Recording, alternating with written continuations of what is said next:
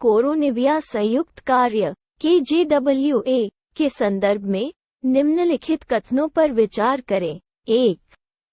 जलवायु परिवर्तन से निपटने में कृषि की क्षमता को पहचानने के लिए UNFCCC के तहत यह एक ऐतिहासिक निर्णय है। 2. UNFCCC के तहत कृषि और खाद्य सुरक्षा पर ध्यान केंद्रित करने वाला यह एकमात्र कार्यक्रम है। 3. इसकी स्थापना वर्ष 2022 में 27वें कॉन्फ्रेंस ऑफ पार्टीज (COP) में की गई थी। ऊपर दिए गए कथनों में से कौन सा से सही है? A.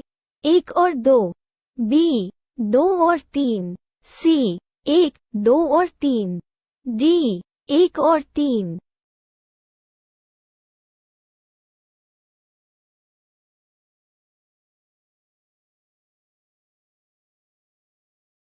Uttar A. भारत ने कृषि पर कोरोनिविया संयुक्त कार्य के रूप में ज्ञात जलवायु परिवर्तन प्रयास पर संयुक्त राष्ट्र फ्रेमवर्क कन्वेंशन के तहत चर्चा पर कड़ी आपत्ति व्यक्त की, जिसने कृषि क्षेत्र में ग्रीनहाउस गैसों के उत्सर्जन को कम करने के प्रयासों का विस्तार करने की मांग की है। कृषि पर कोरोनिविया संयुक्त कार्य KJWA जलवायु परिवर्तन पर संयुक्त राष्ट्र फ्रेमवर्क कन्वेंशन UNFCCC के तहत यह एक ऐतिहासिक निर्णय है, जो जलवायु परिवर्तन से निपटने में कृषि की अनूठी क्षमता की पहचान करता है। इसे UNFCCC में कृषि पर चर्चा को आगे बढ़ाने के लिए एक नई प्रक्रिया के रूप में वर्ष 2017 में फिजी में पार्टियों के 23वें सम्मेलन COP23 में स्थापित किया गया था। इसका उद्देश्य ये सुनिश्चित करने के लिए मिलकर काम करना है, जिससे कृषि विकास जलवायु परिवर्तन की स्थिति में बढ़ी हुई खाद्य सुरक्षा और उत्सर्जन में कमी दोनों को सुनिश्चित कर सके। ये 6 परस्पर संबंधित विषयों को संबोधित करता है: मिट्टी, पोषक तत्वों के उपयोग, पानी, पशुधन, अनुकूलन के आकलन के तरीकों, कृषि क्षेत्रों में जलवायु परिवर्तन के सामाजिक, आर्थिक तथा खाद्य सुरक्षा।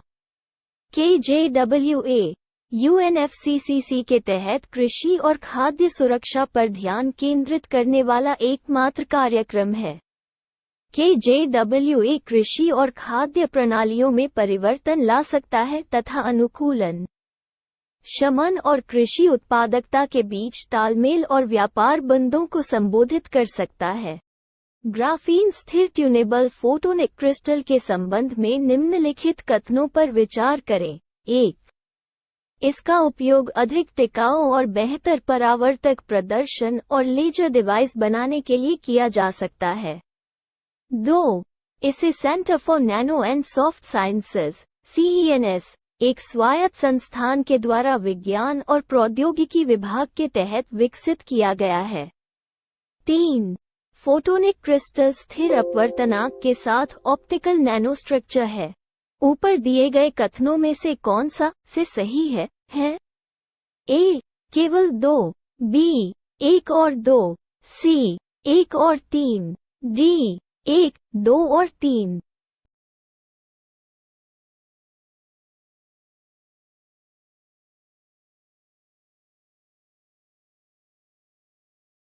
उत्तर B. प्रसंग विज्ञान और प्रौद्योगिकी विभाग DST के एक स्वायत्त संस्थान centre for nano and soft sciences CENS की एक शोध टीम ने ग्राफीन स्थिर ट्यूनेबल फोटोनिक क्रिस्टल विकसित किया है, जो अधिक टिकाऊ और बेहतर प्रतिबिंबित प्रदर्शन और लेजर डिवाइस बनाने में मदद कर सकता है।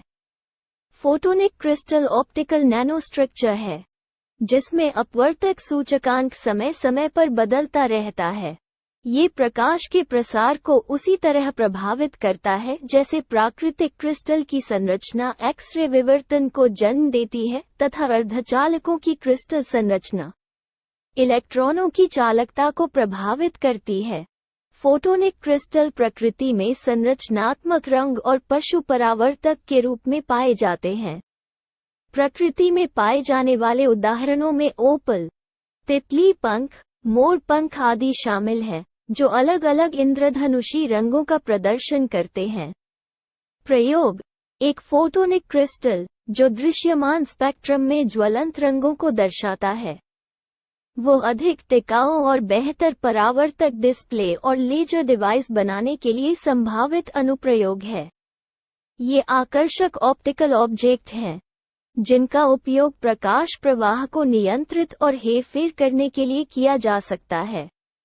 जब प्रयोगशालाओं में कृत्रिम रूप से बनाया जाता है तो फोटोनिक क्रिस्टल परावर्तन कोटिंग से लेकर ऑप्टिकल कंप्यूटर तक के अनुप्रयोगों की एक श्रृंखला में उपयोगी होते हैं। ये कंप्यूटर को दृश्यमान वर्णक्रमीय व्यवस्था में संरचनात्मक रंगों को प्रदर्शित करने में सक्षम बनाते हैं। एक आयामी फोटोनिक क्रिस्टल पहले से ही पतली फिल्म ऑप्टिक्स के रूप में व्यापक रूप से उपयोग में है, जिसमें लेंस और दर्पण पर कम और उच्च प्रतिबिंब कोटिंग से लेकर रंग बदलने वाले पेंट और स्याही का प्रयोग होता है। पंचायत अनुसूचित क्षेत्रों में विस्तार अधिनियम 1996 पैसा के संदर्भ में निम्नलिखित कथनों पर विचार करें। 1. यह अधिनियम पंचायतों से संबंधित संविधान के भाग I-X के प्रावधानों को बिना किसी संशोधन के अनुसूचित क्षेत्रों तक विस्तारित करने का प्रावधान करता है। 2. महाराष्ट्र और तेलंगाना अपने राज्य पैसा नियम बनाकर पहले ही अधिसूचित कर चुके हैं। ऊपर दिए गए कथनों में से कौन सा से सही है? A. केवल 1, B. केवल 2, C. 1 और 2 दोनों, D. उपरोक्त में से कोई नहीं।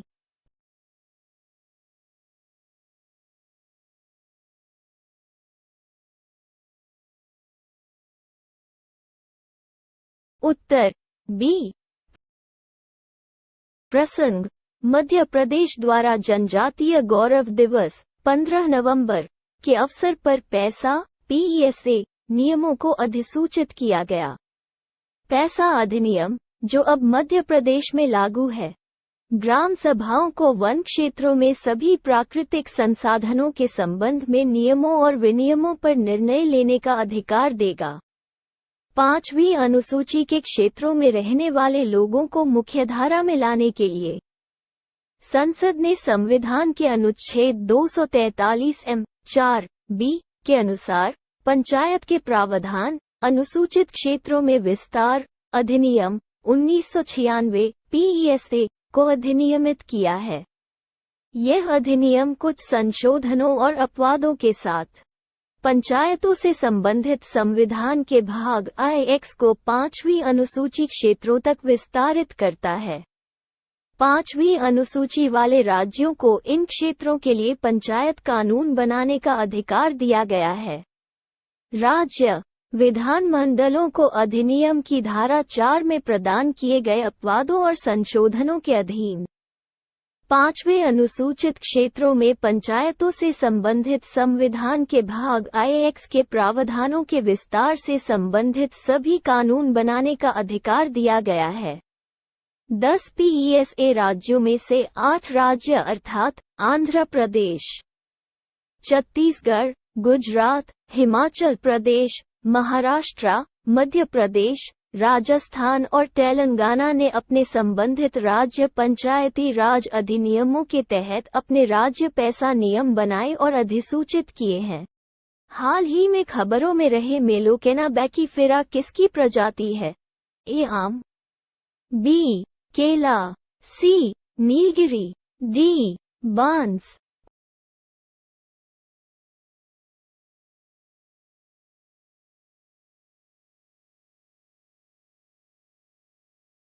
उत्तर D. मेलोकेना बैकीफेरा। एक अध्ययन के दौरान शोधकर्ताओं को मेलोकेना बैसीफेरा, जो एक उष्णकटिबंधीय बांस की प्रजाति है, में फूल लगना, बम्बू डेथ, रेड फ्लड और पूर्वोत्तर भारत में अकाल की घटना आपस में अंतर संबंधित है। अन्य बातों के अलावा शोधकर्ताओं ने चक्रीय पुष्पीकरण, मौसम, बड़े पैमाने पर बांस के फूल, जो 48 वर्षों में एक बार होता है, के दौरान मेलोकेना बैकीफेरा के फल में चीनी की मात्रा और चूहों का पसंदीदा भोजन और चूहों में आबादी में वृद्धि के बीच एक संबंध का पता लगाया। शोधकर्ताओं ने इस बांस के फल और फूलों की ओर आकर्षित होने वाले जानवरों, शिकारियों की आश्चर्यजनक रूप से बड़ी विविधता को देखा और सूचीबद्ध किया। मेलोकेना बैसीफेरा, जिसे पूर्वोत्तर भारत में मूली कहा जाता है, सबसे बड़ा फल उत्पादक बांस है और पूर्वोत्तर भारत म्यांमार क्षेत्र का मूल निवासी है। अपने भव्य फूल के दौरान बांस बड़े फल पैदा करता है, जो जानवरों के आगंतुकों, शिकारियों को आकर्षित करता है। इनमें से काले चूहे बेरी जैसे मांसल फलों को बहुत पसंद करते हैं। इस अवधि के दौरान वे तेजी से आबादी वृद्धि करते हैं, जिसे चूहे की बाढ़ कहा जाता है। एडना के संदर्भ में निम्नलिखित कथनों पर विचार करें। 1. एडना प्रजातियों के इलेक्ट्रॉनिक डीएनए डेटाबेस को संदर्भित करता है। 2.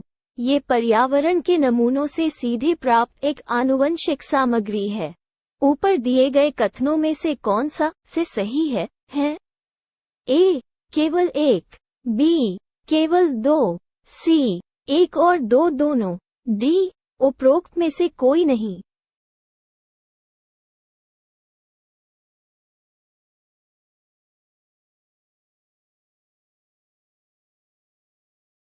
उत्तर बी।